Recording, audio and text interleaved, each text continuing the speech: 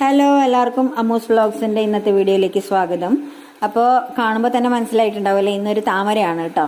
ഈ പനീർ റോസ് എന്ന് പറയുന്നത് ആർക്കൊക്കെ നല്ല പോലെ പൂത്തു എന്നുള്ളത് ഒന്നിവിടെ കമന്റ് ഇട്ട് പറയണേ.